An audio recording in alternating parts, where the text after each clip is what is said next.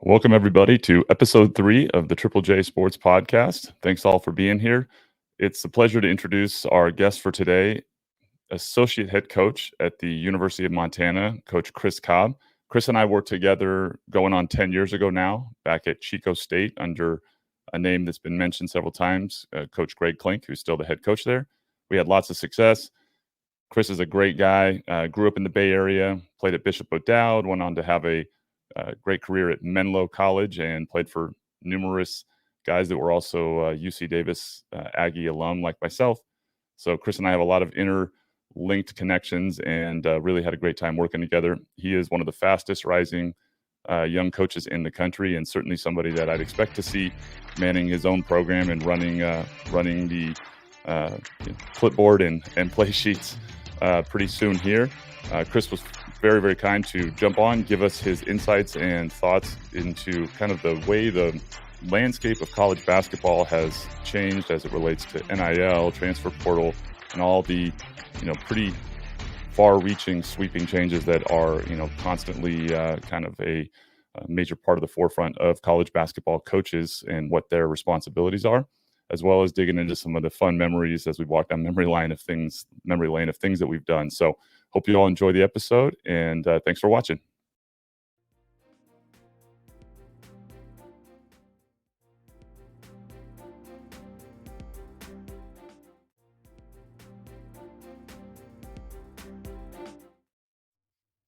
Perfect. Well, welcome back to the Triple J Sports Podcast, and I want to welcome our guest today, Coach Chris Cobb, out of the University of Montana, the Grizzlies, rocking that burgundy here. Chris, welcome to the show. Philly, I appreciate you having me, man. It's good to see your face, and good to be here. Likewise, man. I know you're running around handling the day-to-day business that is crazier than ever in college basketball this time. So tell me what's going on this week and currently out in Montana as you guys head into the summer months here. Yeah, it unfortunately never slows down, right? We got camps. We had elite camp yesterday. This weekend we'll go out and recruit. So like they're doing now, and this is a little different than when you were playing, is you had all AAU in the summer. Now high school has kind of taken over, and so there's 2 high school periods throughout June that become really kind of the main chunk of recruiting in the summertime. So we'll go out and do that the next 2 weekends. One of them's nice because it's down in Northern California, so you can go down and see some family. But yeah, it never stops. Camps, we have our players here for 8 weeks. So we'll practice and get workouts in and different things. So it never slows down. And you and I were talking off air a little bit.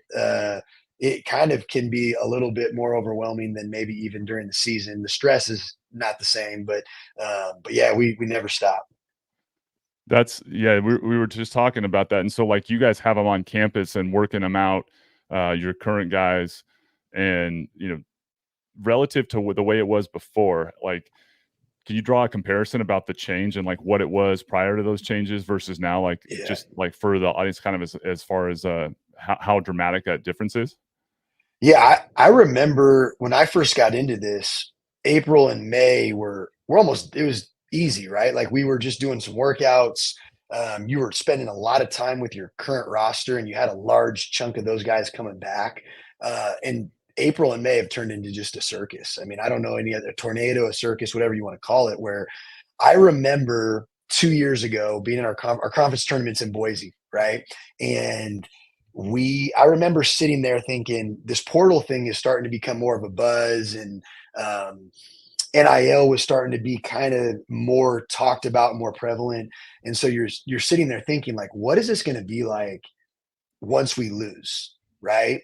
And so this year, 2 weeks before the conference tournament, I'm thinking we just need to keep winning so I don't have to get to the offseason, right? Like that's all I cared about was we need to go to the NC2A tournament because I don't want to deal with this stuff.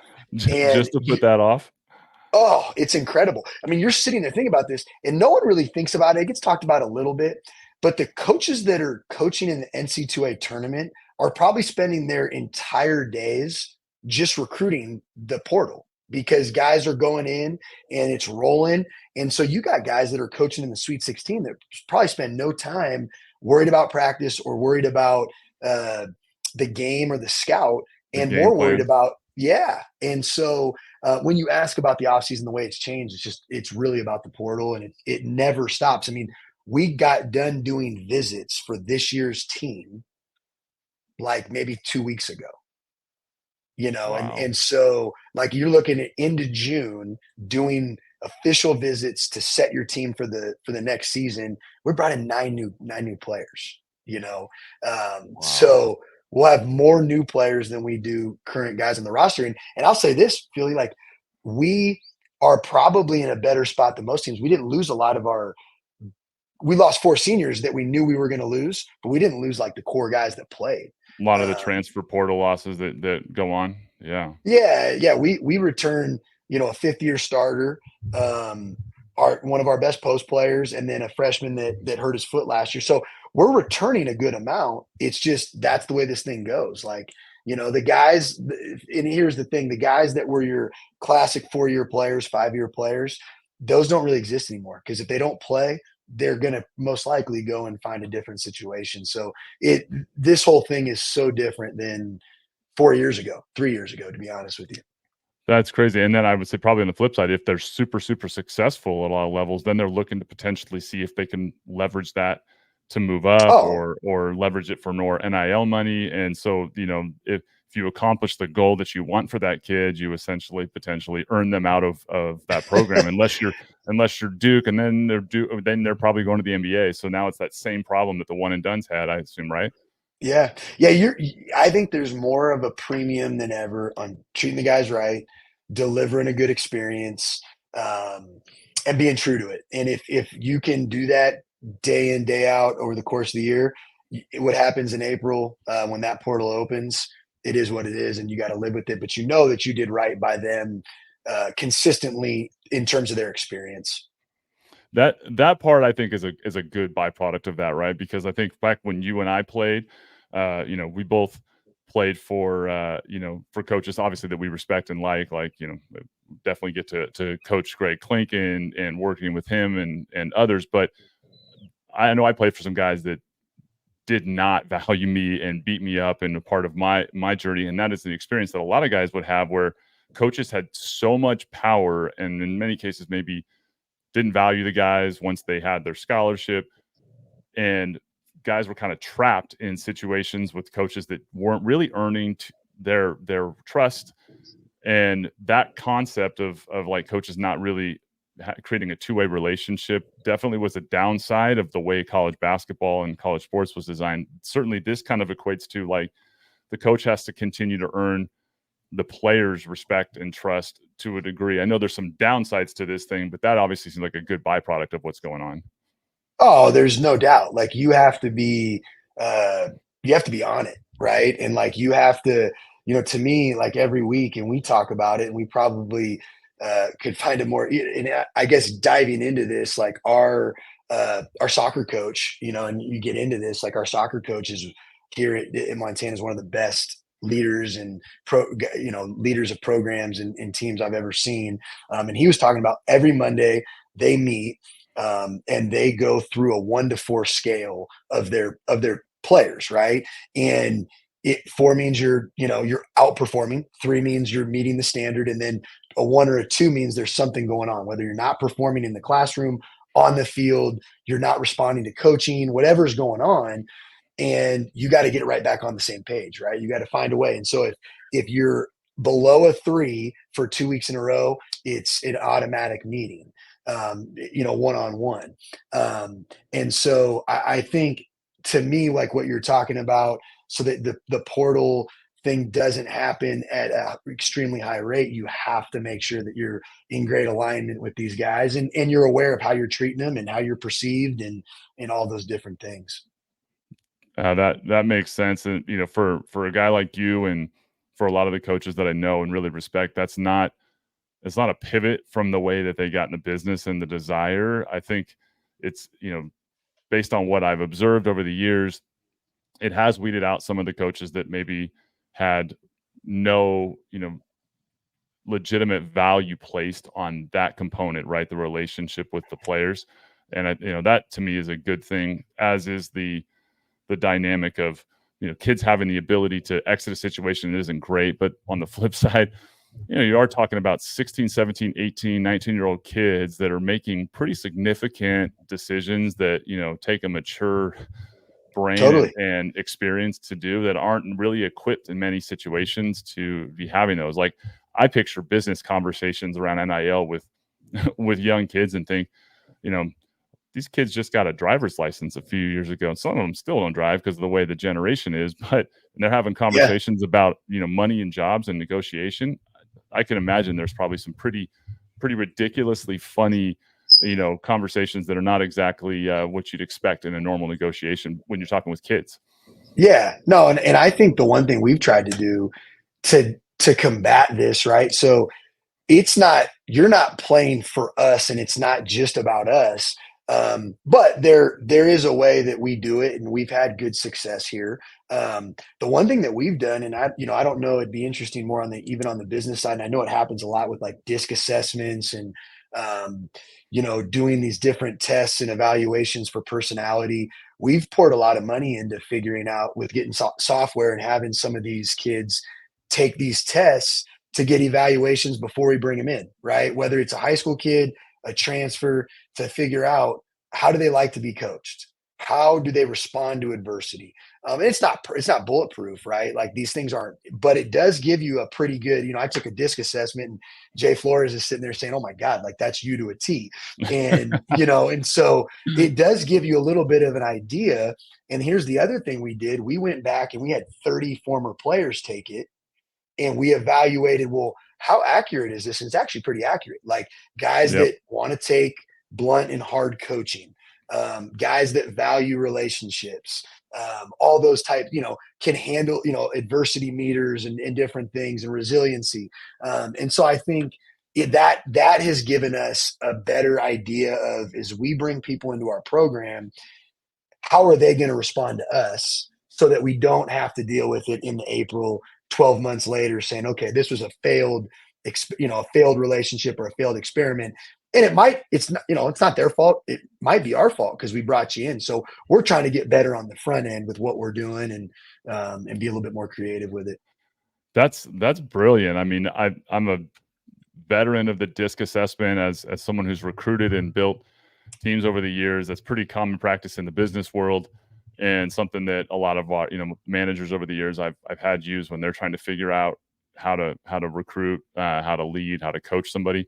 I think that's brilliant. It's also interesting when you say that about analyzing and going back and seeing, guys that you have the full scope of who they are from coaching them naturally, to be able to see its accuracy. I think the advantage when you do it up front with guys too, and I can speak to this from watching it and doing it myself, is when you put the information in and then you get the results out, what happens a lot of times is the guys also kind of delivering maybe how they want to be perceived, how they want to be, kind of viewed by their peers, by their coaches. And then that byproduct all is like, a lot of times they have to live up to that standard. So there's an added motivation and perspective that's gained, in that, like, I kind of framed myself this way. So if I do kind of get in my bag and all in my feelings about the fact that I said I wanted to be coached hard, and now I'm being coached hard and I'm feeling weird about it, I asked for that and I'm trying to live up to it, versus not having gone through that exercise and potentially, as a young kid, losing perspective. So I think it's kind of to me, it seems like a good place to set the bar of, like, you're telling us what works for you. So if it doesn't, then we need to revisit that conversation, but we're following a map that you gave us. Totally. And I think we're trying to look, at the end of the day, right? I got into this, you got into it because we had great experiences as players. And the coaches that I played for were great leaders, were great mentors, great at building relationships. And so I want to deliver a good experience to these guys. So if we don't do our homework, like, think about this, we take a transfer, you might only talk to that kid for a week and a half, bring him on a visit, and then say, okay, we're taking you. Well, it's not enough. A week and a half is not enough. With a high school kid, you can't learn enough we're about working. somebody. Yeah, we're working 12 to 18 months And then you're talking to coaches in their background and different people all the time to really get to know them. And they say, yeah, he works well with you, whatnot. But with these transfers, you got to have something else that can give you some data and reassurance that, hey, that is a good fit. We can make it work, and we will, So it's been good for us. That's crazy, man. Very, very cool. I love the strategy. So with that, I'm going to shift gears now that we're talking a little bit about kind of the current events of college basketball. I want to go back a little bit and give the viewers a little bit of a kind of look back at where Coach Cobb came from and kind of your journey and history and where we met and worked together. So, you're a Bay Area kid and grew up playing at the second tier Bishop O'Dowd that versus the Jesuit high school out here in Sacramento. Yeah, But yeah. jokes aside, like one of the powerhouses of high school basketball in the Bay Area, and grew up. So would love to have you kind of describe growing up how you fell in love with basketball, what coaches and influential leaders around your life kind of pushed you towards being an undersized guy that ended up playing college basketball and had a successful career at O'Dowd. Love to hear a little bit about that journey. Yeah, no, I grew up, in the East Bay, and I played for, I went to O'Dowd to play for Mike Phelps, who at the time was the winningest coach in the state of California for high school basketball. And I mean, I've always loved basketball, right? I remember my dad took me to a Bishop O'Dowd basketball camp in second grade, and from that point on, I wanted to go to O'Dowd. Had a great experience there. Played for a lot of good, our whole staff was really good. Lou Ritchie, who's still the head coach there, currently played for Pete Morales, who did a really good job when I was after, I had left. And then went on to Menlo College, right? And that's actually kind of where you and I start crossing paths with, Kevin Nosek and Brandon Laird, and had a great 4-year career at Menlo, and was really happy with what I did. And it really was there that I knew I wanted to get into coaching because I knew the impact that you could have, right? You don't really totally know at the high school level, but once you get to the 4-year level and you get away from mom and dad and you're around, Laird and Nosek were in their late 20s, early 30s. And I'm thinking, okay, these guys have a pretty cool job. They have the ability to impact lives. They get to pick who they want to do it with. And so I thought, well, okay, you know what? I'm going to go get my master's. I don't know if I want to teach and coach in high school. I don't know if I want to do college. But I was going to stay with Laird, and Laird ended up going to UC Davis. And so I caught on for 1 year and volunteered at San Francisco State for Bill Tressler, who was at UC Davis for a little while. And so I worked 1 year there and then went up to Chico. And really there, I think that was like my first year coaching college basketball, right? With Coach Klink and Gus. We had a great staff, and then you came on, and actually we got it rolling, right? Yep. And I came at the right time. Yeah, you did. You were the missing ingredient. But they had, Gus and those guys that did a good job, getting some of the core pieces. And I think we added some guys those few years, and really they kind of took off, right? And then I think definitely one of the premier Division II basketball programs in the country. And that gave me a great leap or great platform, I think, for a job like this with Travis DeCure, who I work for now and have worked for 10 years here at Montana. But at the time, there wasn't a lot of Division II coaches moving up to Division I. Like that was kind of taboo. And so Travis gave me a great opportunity. Came here and worked I actually took a pay cut to come to Montana from Chico, and he gave me a great opportunity. And have been here for 10 years. He promoted me after my second year. We've won 201 games in 10 years and won 3 championships, and it's been great. And so, I've always been passionate about basketball, but I think more so than anything, the thing that this has allowed me to do is be a part of a team, for as long as I can, in a sport that I love, building teams, building camaraderie, and seeing if you can all kind of bring it together for a common goal. And I've been fortunate to work for bosses and work for people that are on the same mission. That kind of whole series of ideas hits a couple things that just jumped out at me, right? I mean, I think as you list the names, first off, Aggie pride. There's a lot of successful former UC Davis guys that bounce around, but the inner workings in college sports and sports in general of the importance of being a high integrity and relational person is so much more important than just the game of basketball, right? And understanding how to coach, because you interact and it's such a small world and community. And so obviously you mentioned Coach Laird. Coach Laird plays at Davis. Coach Nozick, who's coaching at Davis again on his second stint, been there forever and played at Davis. Guys we knew, obviously Coach Gus Argenal, who was a teammate of mine and then came back and was an assistant my senior year. And his departure from Chico is what opened the spot that led to us working together at Chico for my former, assistant coach, Greg Klink. Like the interconnections, obviously, of sports. I think that's, one of the really cool parts about the industry. It's also what makes it challenging because there's a finite number of jobs and, the money. You mentioned taking a pay cut, and taking a pay cut from what what you're making as an assistant coach is saying a lot. Yeah. To begin No. with.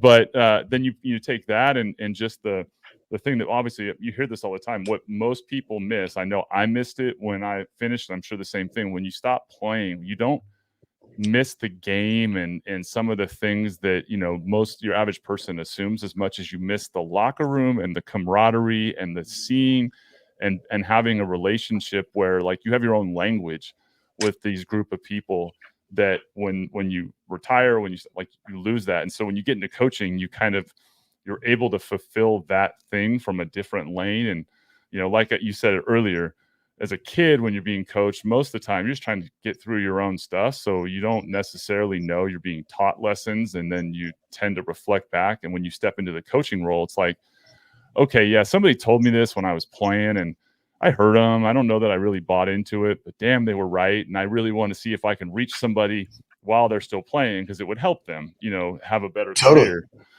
But being in that lane. So it's there's so much to it. And I think, you mentioned it, you've done a great job in Montana. You did a great job at Chico. Like I said, I came into it at the right time with the foundation that, you and, Gus and obviously Coach Klink has done from the beginning, but building a culture and reliving that, obviously, I think that's, that's why guys do it, even when they're not making, the kind of money that, would warrant and justify the amount of hours, time, and energy that goes into the game. So going back to that kind of, and your time at O'Dowd, I mean, Bay Area is like, as close to, a hub for basketball on the West Coast as you can get. I mean, there's a few spots right down. You got LA basketball, you got, Bay Area. Who were some of the guys that you played against and, watched like during your, your time as a player, and, kind of that you are like most notable from like kind of your era that came out of the Bay Area? Yeah, I mean, I think there's a lot of guys. I mean, I think for me, the way that I was wired, I mean, you talk about kind of being an undersized guard. The guys that I think of immediately are guys that like I was chasing, right? Guys that you're like, Yep. I'm proving whether I was better than Your or hit not. list, right? Yeah, I guess you could call it a hit list. I think the one cool thing about the Bay when I was there was like the OAL, the Oakland Athletic League, was like the thing. It was the peak of basketball, right? Leon Poe was 2 years older than me, and Right. Oakland Tech was really, really good. You had Ayinde Ubaka, who was at Oakland High. You had Tim Pierce at Fremont. You had all these guys in that league that were drawing people from everywhere, right? LeBron James was practicing over on one court with the soldiers. Oh my goodness. I mean, so like you'd go in and that's where like I think everybody right goes back to like the Oakland Soldiers, because I mean LeBron, Mark Olivier flies LeBron James in, and it's such a big deal, right? And yeah, so I think there's just so many good players. I think the guys I think of are the guys that, like, you want to call it my hit list, whatever it was the guys that on that NorCal Preps board were like, okay, they think that he's better than me. But the guys like Leon Poe, Quentin Thomas, Ayinde Ubaka, Johnny Bryant, who I played with at O'Dowd, were guys that were really, really good. And then kind of always had, right, like, the guys up in SAC that played that were really good, the guys down in LA. I think the one thing that I always think about that's weird, and I don't know how you were, but like I didn't have enough respect for like other places and other areas because you didn't hear about them, right? Like you talk about West Coast basketball, being up here in the kind of Pacific Northwest, I guess I would consider Missoula as like Seattle quietly is like insane how many NBA players and how good a basketball it is, right? The Yep. Washington, Oregon area. And so those are things that I think I think about where I'm at doing what I do. It's like, wow, like I didn't have enough perspective, right? I thought it started and stopped with Bishop O'Dowd. And then if we went to the Jesuit tournament that year, we worried about them. If we went to Torrey Pines, we worried about them. But now you're open to such a different world. But I would say Leon Poe. If you said Leon. one player, think about one player. It's Leon Poe, Ayinde Ibaka, Johnny Bryant. Those are the guys that I think of. Yeah, I totally agree. Like the narrow scope of the world, like you only know like where you play, and that same thing when you're young and immature, and like you don't have that experience. Like as soon as I think about it, right, I think about the Bay Area and the other part, like the Central Valley, like Fresno. I mean, all the AAU tournaments back then that would go down there, right? That's when like when I was playing Deshaun Stevenson, and then a guy that I ended up playing with that was a little older, Chris Jeffries, that was, another guy, another buddy of mine that Demetrius Porter, who went there. Like there was a bunch of big name guys in the Fresno area and the whole Ebo and Oakland Soldiers rivalry and Oh, all those totally. guys. That they were the ones that like stuck out to me. Same thing. Like I only saw what I saw, and like what I couldn't like actually recognize playing against, it didn't register with me in the same way. And I obviously O'Dowd, our one. I remember, O'Dowd. Like I think we joked about this, being in the playoffs every year, and for me, like really the playoffs were more of what I remember being locked in on. Like AAU was what I did to get seen, because the world's changed so much now. Like you can, like you mentioned, Seattle, you can get seen anywhere now. Then so Yeah. much more opportunity because of the YouTube and social media. But that was the playoffs, and like we played O'Dowd in the NorCal semis. It's probably my most memorable game. Gary Hill Thomas and those guys were on that team, and Really, yeah. probably my best high school half. First half NorCal. I think I went perfect for the half and I think I scored 16 or 18 points. Didn't miss a shot, and it was Jesuit bananas in there. Like the walls were sweating. Like super memorable. But like I lived for those, and now like I look at a lot of the high school games. And you mentioned it's come back full circle a bit. There was a stretch where AAU was kind of everything. It almost felt like high school basketball had lost Yeah. a lot of that luster. Like what I remembered, like that was playing at Jesuit, playing at Arco Arena, playing O'Dowd and De La Salle. Like that was more. And then at AAU took over, and like all I would hear kids talk about was more so their AAU, Yeah. experience. Yeah. And Yeah. it sounds like it's come back. Is there more? Has it, because of the change? Are you seeing more because the need for that cultural coaching and everything, is that coming back with the high school level? Yeah, I think that there's definitely a premium on.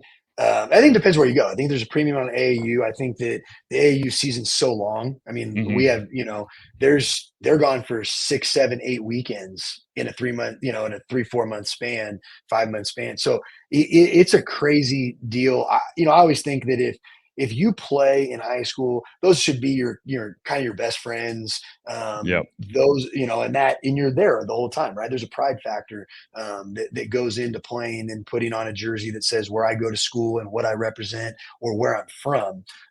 And so I think that still exists, at certain places. And I also think it comes from the leaders, and the coaches that instill that, and I think that's why I feel like coaching is so important because that's what the high school programs that are thriving and existing and winning are the ones that I think have that. Like kids want to go play for the most prideful schools where they're going to get coached and they know they're going to get prepared for what's next. That's a huge part. A big part of where the inspiration around starting this podcast and this show is just that concept, right? And the importance of coaching. And like you said, it is so important. And the fact that I know, you know, your value system as far as what you want to give to guys, is part of why your relationships are so strong. But there's so many guys that are in coaching and gals that are in coaching that don't necessarily have the right objective, and and some mean well. Like I deal with this a lot with like my kids as a youth coach, like different levels, the different things. Winning gets obsessed about far too young of an age in sports, and especially in youth, versus the development and teaching teaching kids the right lessons about what they need to do, how to interact with coach, deal with adversity, failure, success, and develop the right skills so that when they get to the high school level, when they get to a college level, they're prepared to work with a coach like yourself and your staff and understand, like, this is how I can be a good teammate. This is how I can be a good player. And the highlight reels are not what are going to make me a good player. It's all these fundamental aspects of the business of playing basketball that is, a lot of times overlooked. And one of the things I'm happy about in the AAU space, I do see more ex-basketball players that have been giving back and getting involved, that do seem to be teaching it more, that I'm aware of, versus a lot of people that were, kind of in it just as like a business and bringing in talent. And so my hope is that that's going to continue to be the trend, because really, truly, if kids don't get around good coaches and get taught those things, it makes the job for a guy like you and a staff that is taking a kid in that much harder to reach a stubborn-headed kid that's never really been taught what it means to be a part of a team. And certainly I'm curious, when you start talking about NIL money and all of those things, has that kind of been one of the things that's been a little bit more of a challenge to kind of integrate and create a team culture when there is that, both in college basketball, and then it sounds like at your guys' program with some of the steps you're taking that you've still been able to do so. But is that a constant challenge as far as, all right, the business might get in the way of, this guy staying? Yeah, no, I think, look, I think when you get to it, and it's funny, right? My perspective has changed now as a dad, right? Having like a 4 and a 2-year-old. And it's so funny because like I've encouraged my son to get into as many sports as possible and do it, right? He comes to our camps. He was running around in our camps at 18 months old. And it's really simple. Like I dropped him off to like the university football camp here this week. And to me, it's a really simple concept. Like, and I actually don't think it changes whether you're 4 years old going to camp or playing on a YMCA soccer, or you're playing for us here at Montana, or you're probably working at Salesforce or doing whatever. Have a great attitude and try really hard. And if you can find a way to like do those two things, and I think we get lost in a lot of things these days about success and me and different things.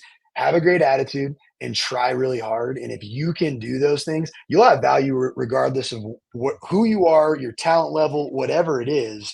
You'll find a way, right? Like one of our most impactful players in our program right now is a walk-on that has a great attitude every single day, and he tries as hard or harder than anyone else.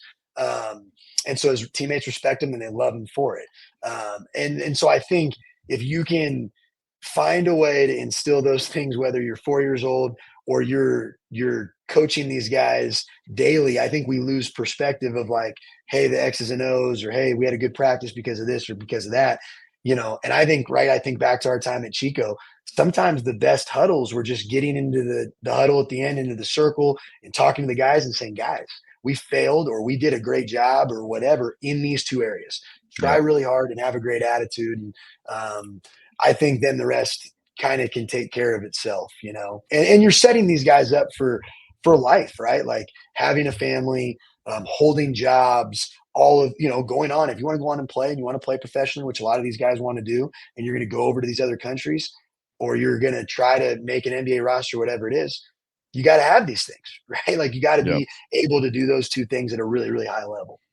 Those are such like, astute and key points. And I would add one, point that triggered for me that I think is like the kind of the third layer to that, right? Which is those two things are about like your approach and your energy and what your mindset is going in, and everybody needs to have those.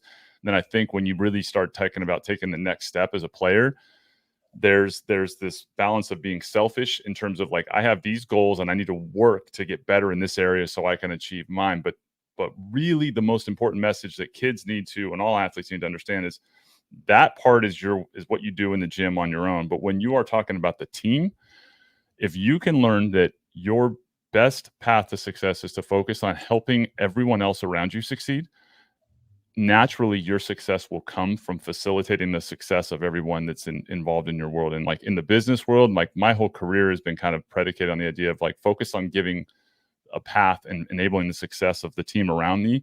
And naturally you kind of you obtain success in your own way. And in sports, guys love to play with unselfish people, and guys love to coach unselfish people. And that doesn't mean you're not attacking and pursuing the things that you want or not shooting, but it's the idea of like your mindset is, I'm looking to observe what it is those around me need. How can I lift them up? How can I make them better today?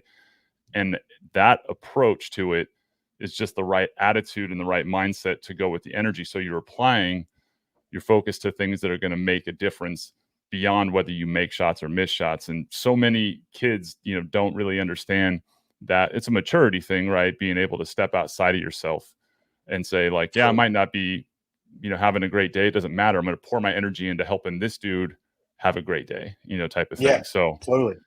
Yeah, that to me, it's a cool thing. And being able to have those conversations with guys and see a light bulb go off. Like had Amir Caraway on the last episode, and obviously we both coached Amir, and Amir was one of the guys for me like that right time, right, we connected and like we started working together, and he wanted to learn a lot of the things that I had learned and things that like I learned and I didn't totally grasp at the time, and that's super rewarding. So being the coach in the position you're in, like I know that's an opportunity that you kind of are able to constantly be motivated by. So that piece, and somebody that I've always admired your energy, and we were joking about your pregame speeches, you and Clink off camera, Amir and I, about how I had to get into having themes and all of that. Those are some wild ones.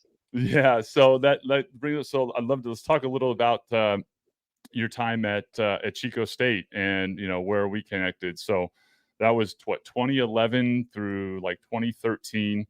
Yep. We won the first CC2A championship, back-to-back NCAA tournament appearances, and it was kind of like the getting to the top of the hill moment from what you guys and Gus and Clink had done, and basically the program has stayed at that level since. But would love how did you end up at Chico? What was the process? And then let's have some fun with some of the stories and put some people on blast here from our time at Chico. Yeah. No, so we it was funny, right? Like I go back to like hard work. Like I was out recruiting so much and I was working at SF State. I had an unpaid job and I just kept running into Gus, right? And so Gus would see me and at one place, he'd see me at the next place. And I think, naturally, right? Like in this, you're always trying to find the next person to replace if someone leaves or there's movement. And so Gus like approached me and was like, "Hey, do you want to come up here and do this?" And everyone had always talked about how good of a leader and how good of a person Greg was. And so when, I went up, I stayed with Gus for, a couple nights and took the job and said, you know what, if I really want to do this, then I need to learn and need to be around the right people to do it. And so, got up there and really that first year was help where I can help, right? But really learn. Like it was the greatest learning that I could do. Like I was working, I was doing whatever they told me, but then I was watching Gus and I was saying, okay, well, how does this guy do this, right? Like he's really good at what he does. He's found a niche, which was recruiting and playing off of Greg as far as helping him run the program. And it's funny, right? I'm reading this book right now, the second set of eyes. And it's really about like European soccer has brought this model in where they have like a second set of eyes for the head coach. And I always thought Gus was kind of that second set of eyes for Greg. And then, over the course of the last, 10 to 12 years of my career here, I've always tried to do those things, right? Like where does the head coach need to be better? Where are we missing things? And so then, I was there for the next 3 years after Gus was had left, and you and I worked together. And I think it was great. I mean, you got to see Greg and how he runs a program. I think there's probably nobody that runs a better comprehensive basketball program in the country than Greg does, right? And I think it's so cool because what defines him is not like X's and O's in basketball. It's how he runs the program day to day and how the people in the program feel about their experience in the program. And that's something that probably we've lost a little bit right now in college sports and college athletics. But I think the coolest thing is the connection and the camaraderie that all those people have from that time period, and then the pride that they have in their experience there. And so it was a memorable 4 years, and it's really shaped who I am as a coach and how I am as a father and how I am as a person after leaving there. That's such a good point. I think I summarize my relationship with Coach Klink a lot of ways because we worked together in a lot of capacities. I mean, he recruited me in high school, and he was the reason that I didn't quit at Davis at my lowest moment. He was the one who picked up the phone and called me the night that I was literally having the conversation with my dad about whether or not I could keep doing it, given what was going on at that time. And, he was instrumental in why, Gus went back and was then an assistant. So I had a ton of appreciation and respect for him as a guy that played for him. And then working for him, I saw another side of it, being behind the scenes in the coaches' meeting rooms with him. And I always felt like what really defined him right was something that I took into my professional career after I left, which is his commitment to being positive with the guys, right? Holding them accountable 100%. But, like we'd have meetings in the coaches' room where guys would not be doing things that they should be doing or struggling. And we'd be, just open, like just talking and having a conversation.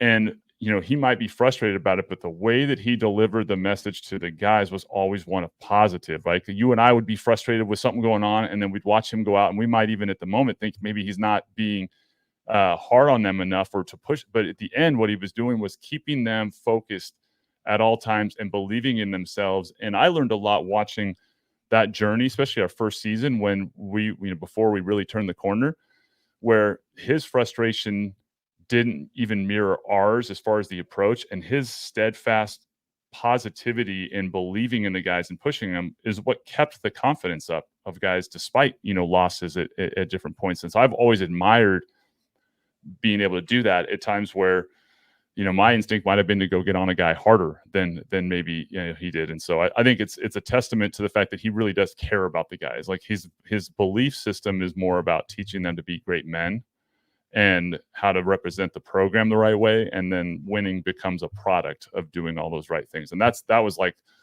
my big takeaway. And obviously you and I had a lot of meetings where we would talk after and we'd be, wanting to make some adjustment or talking about it. And, ultimately his steady hand and his consistency, because he is who he is, shows that there's more value in that than I think people understand when it comes to being a leader in a program. When you were there, and looking at him, do you remember like on that point, like there was a different point in the season where I remember he talked about like the games were not even his favorite thing, right? It was all the stuff we're talking about that he enjoyed the most, right? The relationships with the guys, the practices, the process, and enjoying it. And to be honest, when I played, I loved the games. I loved competing. I loved it, but I learned a lot from there. I'd be curious, what lesson do you think, if you had to summarize some of the things with him that you maybe most took away from your time with him? Yeah, I think Greg. I think the biggest thing is there's a lot of love in the program, and so I think Yep. when you have a lot of love, when there's a lot of like when you're authentic and genuine with who you are and what um, what you're trying to do for people, they'll respond to you in a really positive way. And so I think Greg ran a program with a lot of love, and that meant good and bad. That might mean that you needed a hug. That might mean that you needed a kick in the rear end that day, or whatever it was, or a great or a great reminder of like, hey, this is not it. This is not the standard. This is not what we do. Um, and so, to me, the biggest thing is the love that existed in the program and the power of that. Like I think we tapped everyone out. Like, I think everyone reached or was close to reaching their potential. The other thing is, and I think it's a fine line of like ego. I think Greg had a really good balance with his ego. And I think anybody that, whether you're a performer, an athlete, a coach, whatever you're doing, you got to believe in yourself and you got to have like a really good level of self confidence. And I think Greg does have that. But I also think that like Greg had the ability and a tremendous ability to step back and take fault and step back and tell the guys where he screwed up or, hey, that one's on me. Like that wasn't right. And so I think by being vulnerable and opening yourself up at times and not always feeling like you had to have all the right answers or you had to be the stern leader that I think sometimes people think you have to be in management positions, I think you got great responses and great follow from everybody. And so I think, one story that I can think about with that was, I remember this was after you had left, was we had a really tough game against UC San Diego. And we were up by 2 possessions. We fouled out. I think we were up by 3. Greg did not realize what was going on in terms of the foul count. And he told Jordan Semple to foul when we didn't need to foul. There's like 10 seconds, 15 seconds left in the game. And he accidentally looked up and thought the fouls were flipped. Flipped Right? them on the board, yeah. Right. He looked at the wrong one. And so he said to foul. Everyone's yelling no. Semple fouls him, goes to the line. Guy makes 2 free throws. Okay. There's like 2 or 3 seconds left. Okay. Makes 2 free throws. We're now up 1. We take the ball out. We can't get it in bounds. We call timeout.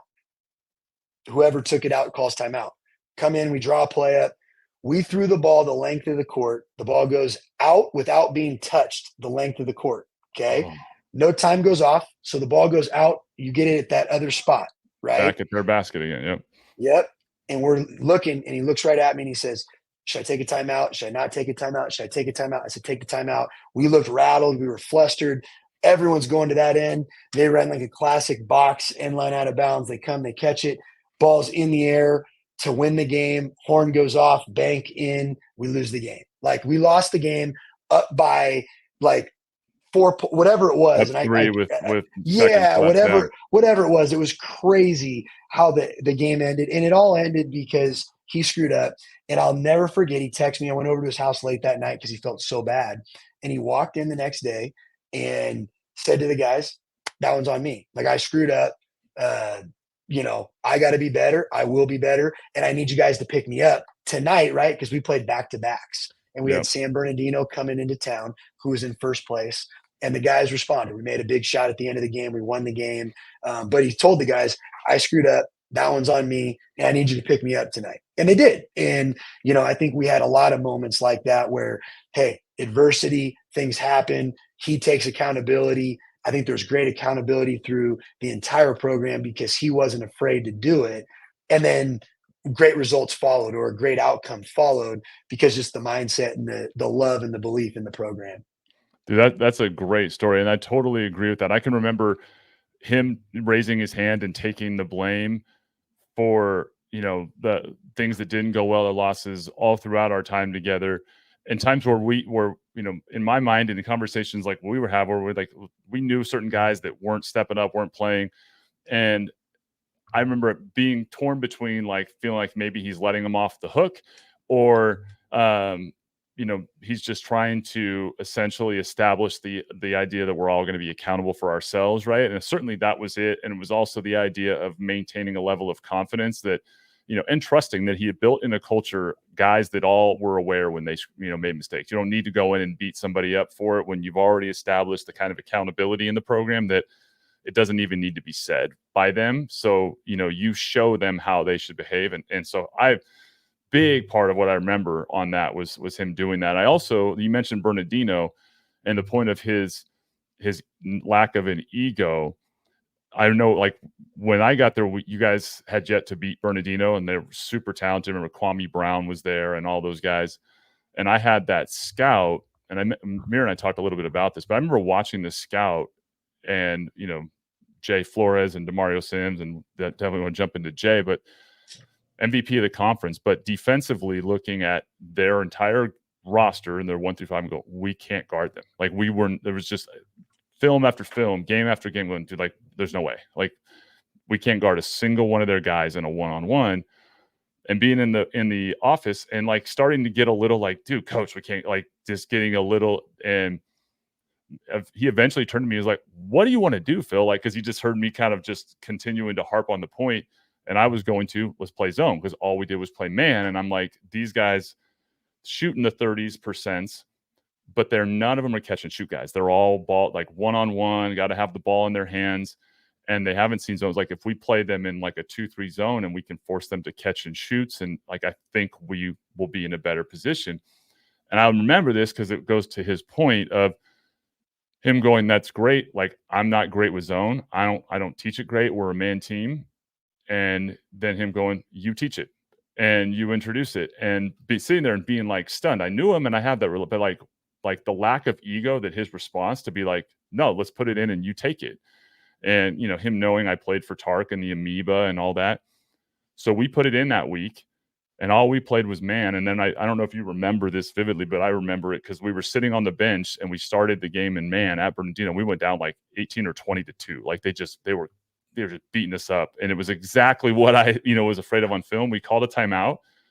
We put the zone in and we ended up winning that game by like close to 20. And then we beat them all 4 years, and we zoned them a lot. And then that became a part of our, combination in terms of how we play defense. We could mix that zone in.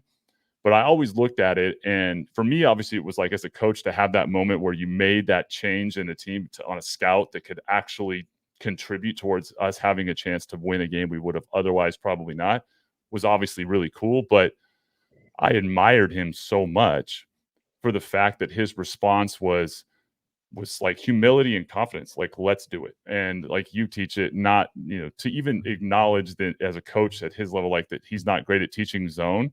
There's a lot of guys that are in leaders that would never be willing to admit that, right, or say it in a way, because he knew zone. But so I totally agree with that. It was like one of the stories that I always remember, because we won 5 straight.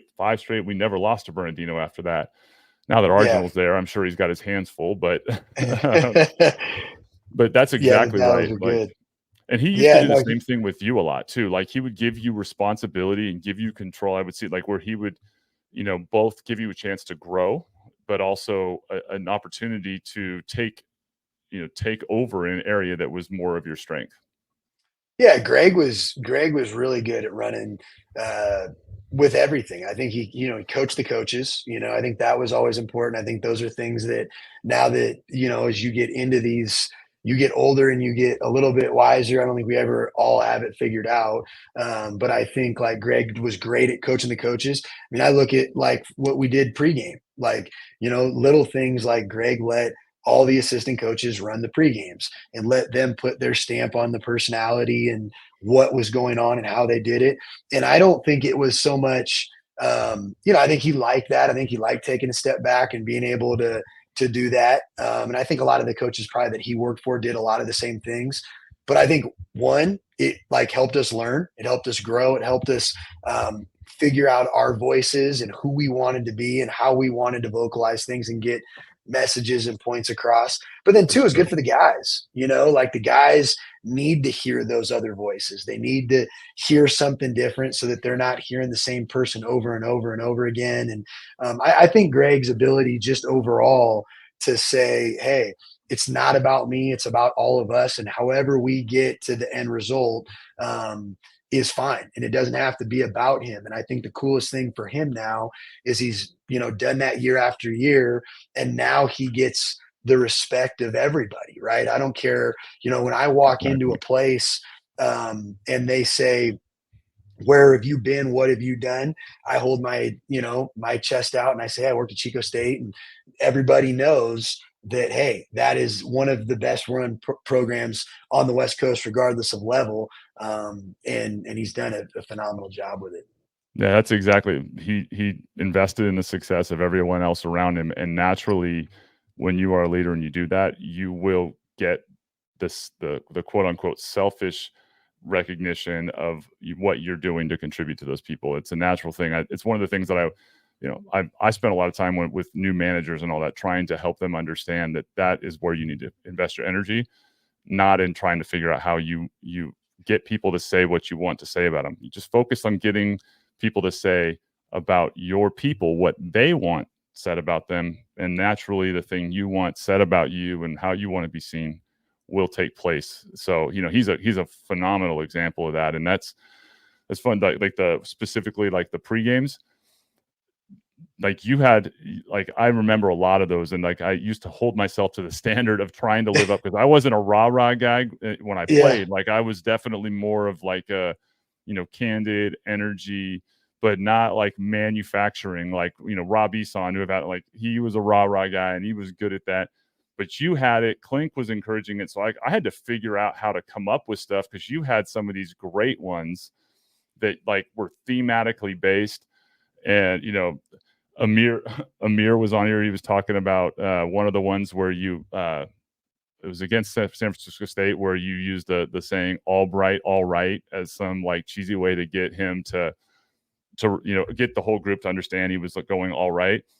And he was describing a moment where he spaced out and you asked him a question, and he's like, I literally didn't know it, so I just said all bright, all right. And he's like, and most of the guys looked at me like, you are such a dipshit for saying that. No, But like you would come it's up with fun. some funny way. No, And you'd have, to me, some of it too, right? Like coaching is get him to feel prepared, right? But then also, shoot, some of those the best things about those meetings and those scouts were that you could go in there, and if you had nerves, you had energy, it took your mind off for the 2 minutes, 3 minutes that we were in there sitting there talking. And if somebody poured coffee over the top of their head, or that's right, you had poured the some coffee. crazy saying or whatever it was, right? Or maybe it was like the 2 minutes that you needed to take a deep breath and say, okay, like let's go and let's go figure out how we get this thing done.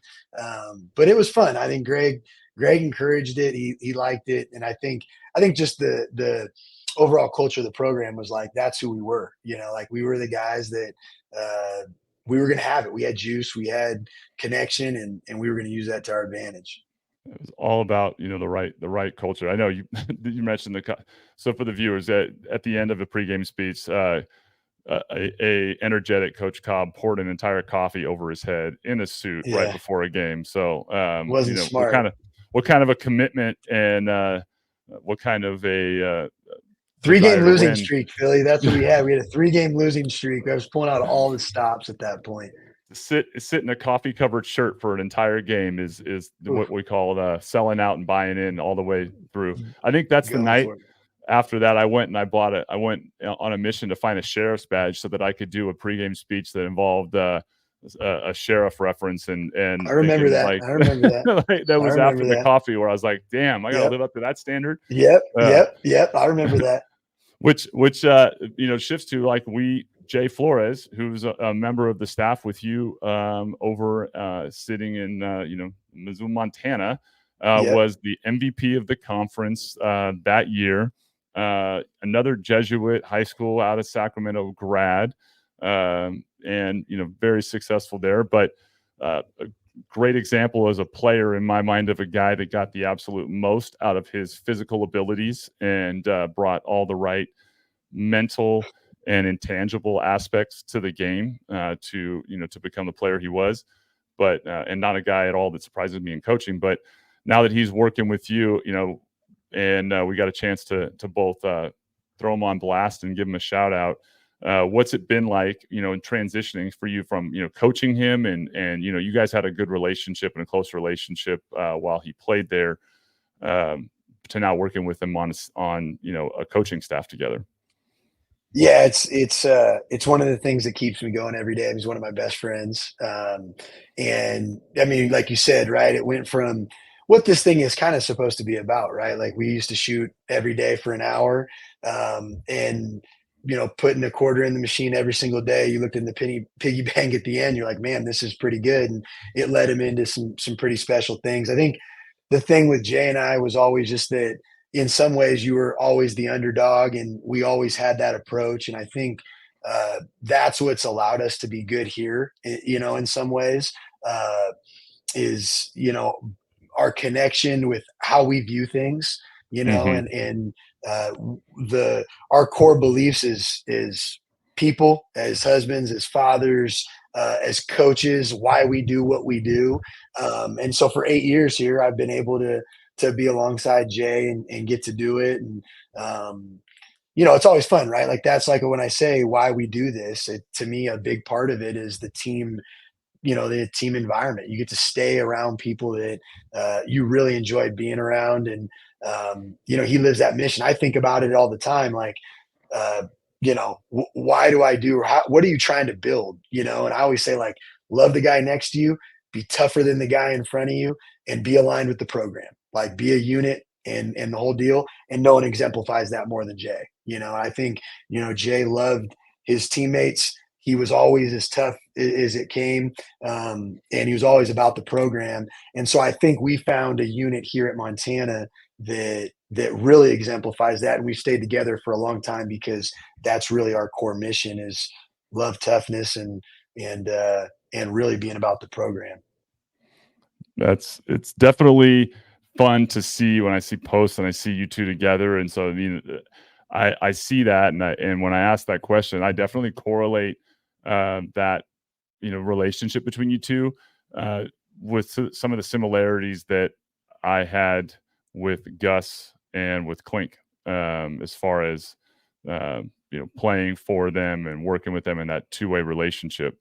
I mean, you mentioned that you've been at Montana, which we were talking about off air, 10 years, which is, anytime I say stuff like that, it shocks me back into this reality of how fast time flies and how much changes.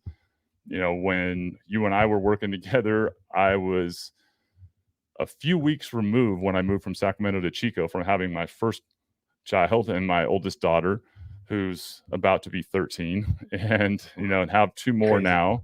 And you were, not married, and no Yeah. little cobbies running around. And so Yeah. Yeah. you've since your time at Montana, obviously you've started a family and are now in the stage that is such a cool age for kids, right, where they're in that, like, follow, you're their world and you get to show them a lot. uh, but it changes us. So I'd love to have you, kind of dive a little into, what it's like now being a dad and a family man, and obviously juggling the responsibilities of being a dad and a husband and a coach and a mentor, and the idea that that is a challenge as far as your time and your energy that you're putting into a lot of things that you value. So I'd love to hear kind of how you've evolved and how anything has kind of shifted as far as your kind of approach and views on things.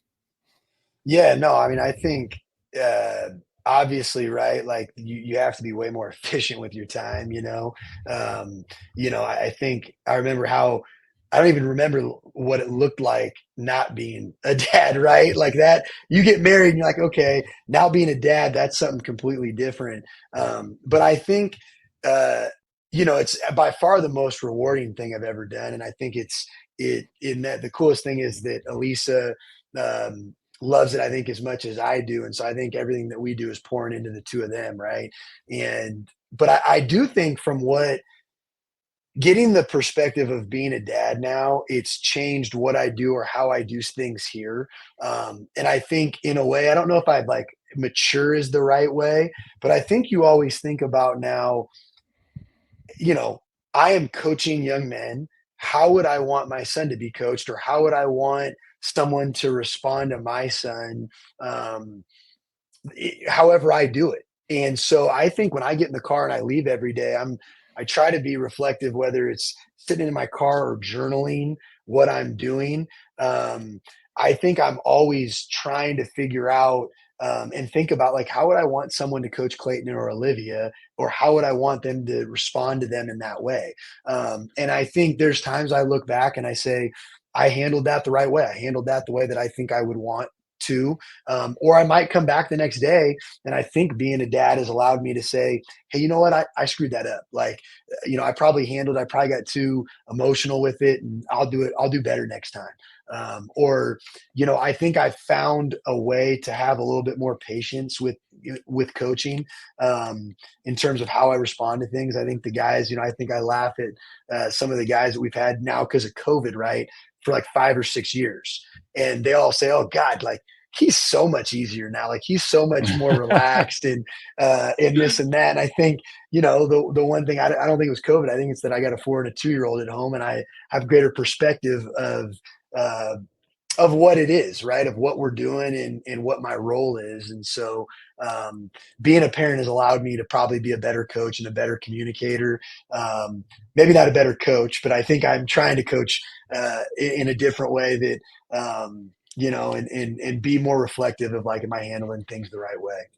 For sure. That's wisdom and perspective, right? That you get. And when you talk about like the impact coaches have, I like to ask this question a lot, and I have lived pretty much my entire teenage and adult life where any new experience that I am entering into that is unfamiliar is going to somehow in my head correlate to an experience I had as an athlete that gives me confidence or direction as far as what approach I should take, right? Like for years when I entered tough situations, I used to go and basically go, well, it's not 5 a.m. and I'm not heading to the track to do this absurd workout that, gave me knots in my stomach.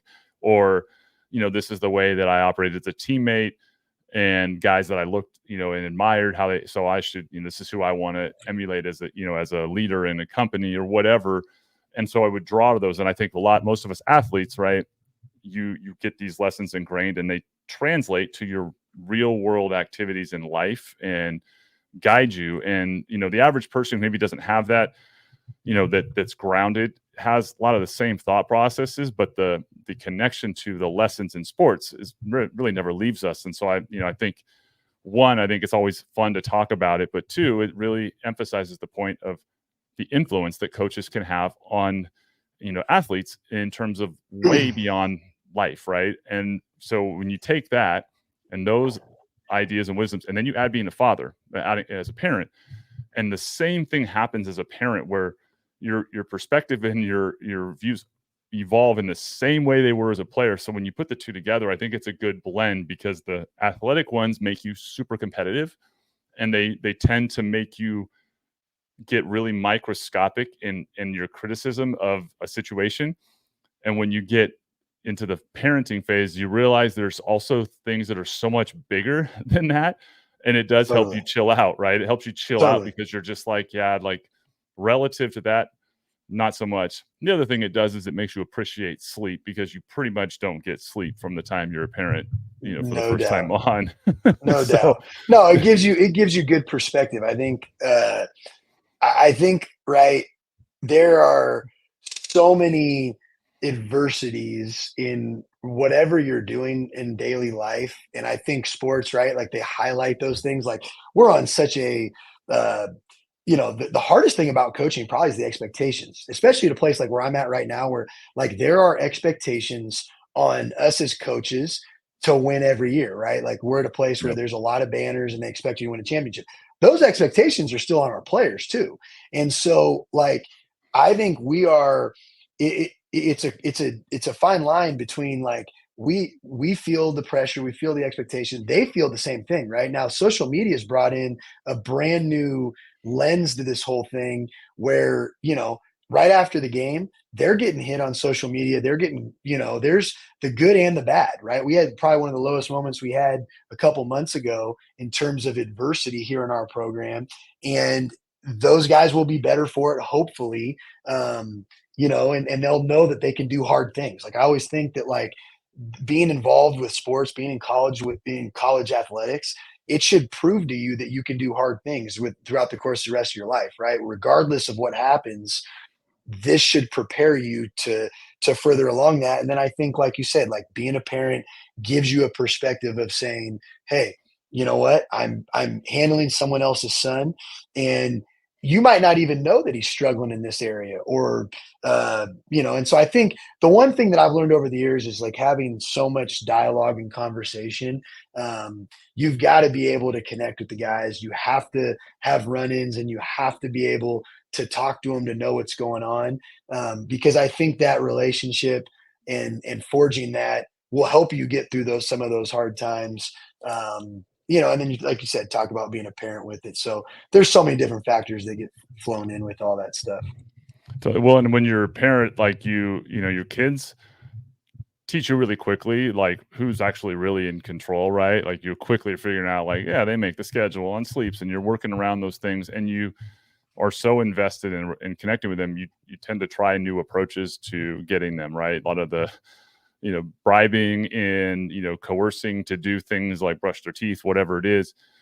For me, I know it's like it kind of opened my eyes to new ways to approach people, right? And kind of create a like desire to recognize, like, I need to round myself out that, if every guy's different, if every player's different, like here's my my 3 kids and they're all different. I got to speak to them all differently, work with different. You naturally do that same thing where you translate that and you start seeing your guys and you see them like they're your kids, like they're, just like you described. And that it kind of almost like, to me, it provides a better roadmap of like, oh, I think I understand this guy a little bit better because I've, experienced it. So I think it's definitely beneficial and it helps.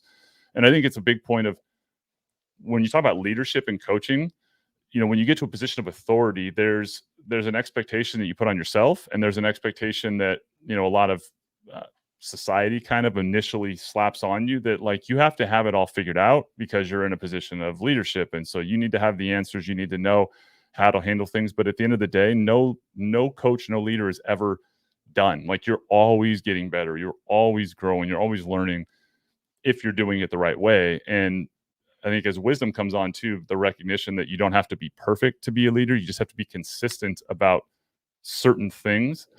And, Yeah. being willing to make mistakes is a part of building rapport and culture. Yeah. No. And I think like, and you make a good point about, like getting my son to brush his teeth. Right. And if he's not doing it, I got to find a different way to get him to do it. I got to make him want to do it. Right. And I think Yep. with coaching, it's no different. Right. Like, and this, like I forgot the guy that you worked out with. What was his name at Fresno? Is John it Welch. Yep. Yet Welsh? Okay. And so, you always spoke so fondly of him. Well, why? Because of the sweat equity, right? He put sweat Yep. equity in the gym with you. And so I think about the different things that you do, like going into the gym and rebounding for a guy, like going in and sweating with him and rebounding for him and spending 30 to 40 minutes with them. They'll love you for it, right? They'll respond to you in a different way. And so I think it's, it all comes together full circle. But I think the more you pour into people, right, the probably the better response you're going to get. And it's no different whether it's parenting, coaching, it's all leading, right, in a workplace. It's all probably pretty much the same thing.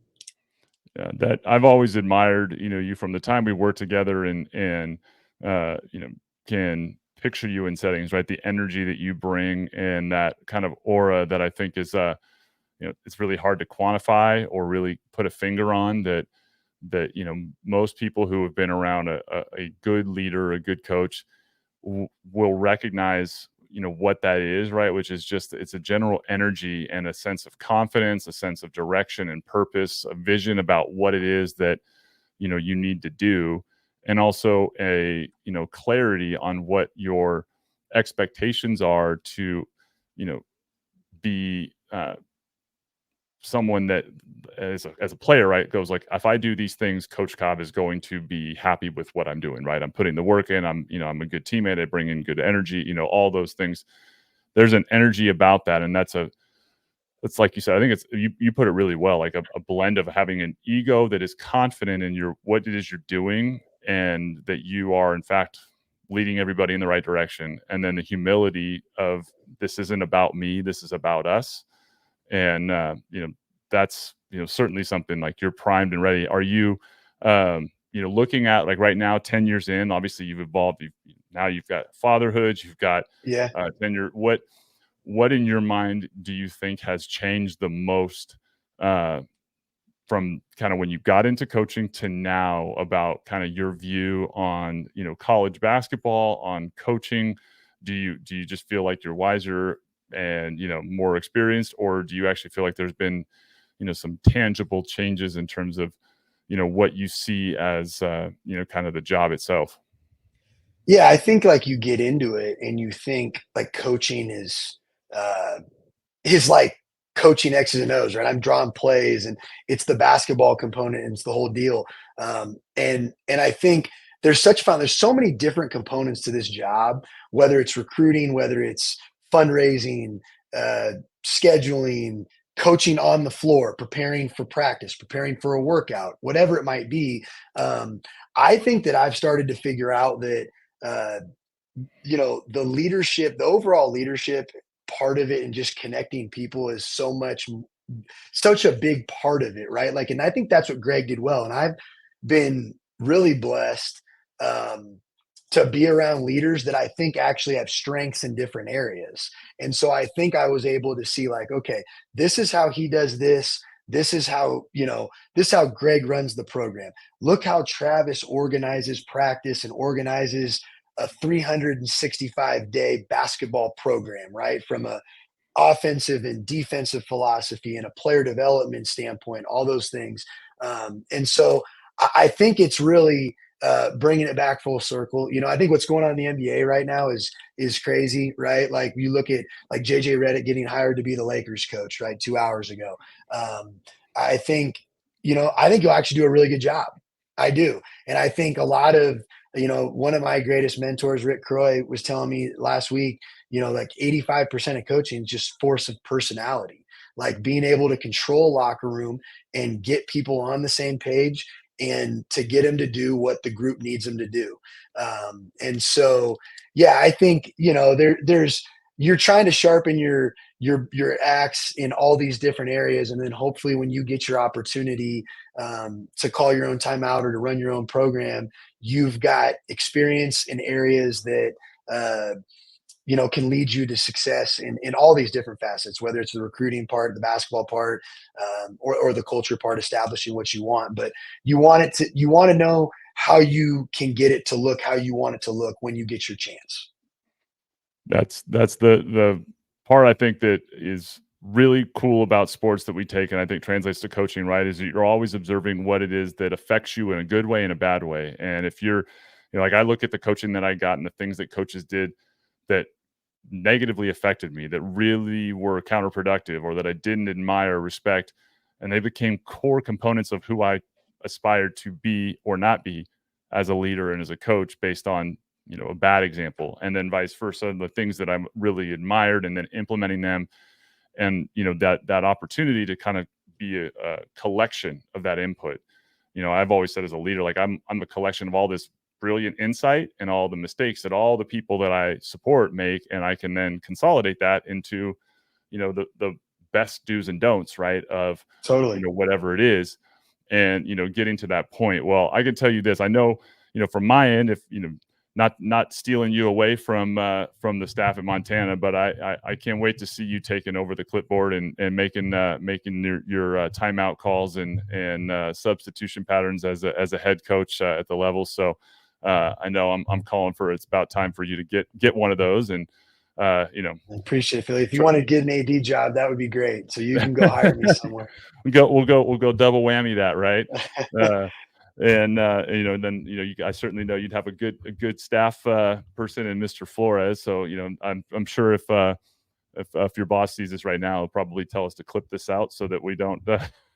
No, he's good. That's the one thing Travis is good at, is I think Trav's ability to, and this place has been really great because they've always Montana's got a rich tradition of basketball, a lot of coaches that have gone on and done really good things. And so Travis has always been really good about, uh, upward mobility and setting us all up to be head coaches. I think that's where Trav really is his excels, is like putting you in position to say, here are the things you're gonna have to do as a head coach, and putting you in with rooms with administrators and giving you the responsibility to say, hey, when it's time, this is what you're going to have to do. So do it now, And so I Yep. think that's one of the things that, and why one of the reasons I've stayed with him for so long is that, we love living here. We love working here. It's a great place. But then the ability, the ownership that Travis says to say, hey, you know what? I'm okay. A little bit like Greg, where it's okay. I'm okay with someone, taking not, this is not, this is a partnership. This isn't Yeah. a dictatorship. And so I think Travis has been really, really good with that. And that's why the staff has stayed and been so motivated to work for him. Well, I don't know Travis, but I will throw a shout out for that, because I think as a leader that the number one thing that you need to do is to make it clear up front that you are there to facilitate the growth of that person, including them moving out from quote unquote underneath you, right? Like that you're not trying to keep them. Anyone that is around someone who has that motivation, you can sniff that out really quickly. Like you're trying to hold me back for your own selfish gain is very apparent. And when you're around someone that is doing the opposite, it is by far one of the most valuable things. So, definitely look forward to a chance to meet Travis at some point. And that's awesome to hear, man. Well, I know that I'm looking forward to having more regular conversations with you, Kavi, on this as we get off and running. And I know you've got a lot happening out there right now this week. So we will wrap here shortly, but would love to kind of hear, just as we wrap up, what is the next, as we're heading into kind of the July part here, what's on the agenda for you guys over the course of the next couple of months, and what's the team summary look like of what you think you guys will be as far as your talent, and set the stage for those that want to watch Montana basketball, Yeah. as you give us your pitch and what you guys are up to. Yeah, no, I think we're in an exciting spot right now, just from the standpoint that we bring back some core pieces that are really, really good, and I think it's now bringing in 9 new guys that we feel like can have a big impact, and really kind of creating a new journey together, right? Like we're so used to in college basketball building programs. Now it's a little bit building teams, and so I think the next couple months here in the summer, getting into the fall, is saying, what is this journey going to look like? What's the identity of this team? What is the personality of this team? Right? I don't think we could tell you, and I think that's going to be the challenge for us as leaders and culture and trend set, tone setters, to be able to say what is the best thing for this group, and use this next 8 to 10 weeks before we get into September to say, here are the guys that are the leaders. Here's what we can be really good at. And I think that's the exciting part as a coach, is like, it is a little fresh. It's scary too, right? It's scary. The days of where you're like, hey, I got 3 all conference players coming back and I know what we've got is nice. But I also think there's an excitement level of saying, hey, there's a lot of talent in that gym. And it's now, a little bit like a chef, that where we got to put all the ingredients together and figure out what's best to make the best meal. That's definitely an exciting early part of the phase, right? Is figuring out how it all can gel, but that can, like they say, it can look good on paper sometimes and not play out. And there's some trial and error, but that's awesome, man. Well, I am super grateful for the time, buddy. It's been far too long since we last got on a video call. It looks like you haven't Yep. aged a bit, so I would say you're hanging in with the coaching profession fairly well. There's not that many grays on the head yet. Yeah, no, I'll be, the Philly. It's, you know what, I couldn't tell you that, but I appreciate you saying that. Just run a lot and lift. That's all I've been trying to do lately. Get back in Hey, shape. that's a good recipe for life in general, right? Yeah. Awesome. Well, I appreciate appreciate you, you, Philly.